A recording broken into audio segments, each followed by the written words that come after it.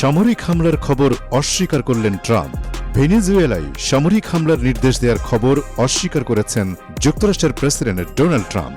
শুক্রবার ৩১ October white হাউসে সাংবাদিকদের সঙ্গে আলাপকালে তিনি বলেন, ভেনেজুয়েলার প্রেসিডেন্ট নিকোলাস মাদুরোর নেতৃত্বাধীন কথিত কার্টেন অব দ্য সান মাদক চক্রে হামলার অনুমোদন দিয়েছেন এমন খবর সম্পূর্ণ ভিত্তিহীন।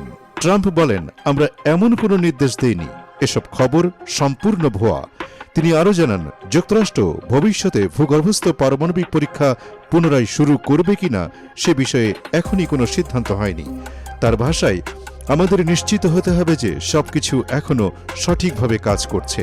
সম্প্রতি যুক্তরাষ্ট্র ক্যারিবীয় অঞ্চলে সামরিক উপস্থিতি বাড়িয়েছে। পেন্টাগনের তথ্যানুসারে সেখানে যুদ্ধবিমান, যুদ্ধজাহাজ এবং কয়েক হাজার সেনা মোতায়েনের প্রস্তুতি নেওয়া হচ্ছে। ইউএসএস জেরাল্ড আর ফোর্ড নামের বিমান বাহিনী রণতরীও ওই অঞ্চলে পাঠানোর পরিকল্পনা রয়েছে। উল্লেখ্য, যুক্তরাষ্ট্র এখনও comprehensive nuclear test ban treaty সিটিবিটির সদস্য দেশ। ১৯৯২ সাল থেকে এই চুক্তি কার্যকর থাকলেও মার্কিন কংগ্রেস এখনও তা আনুষ্ঠানিকভাবে অনুমোদন করেনি।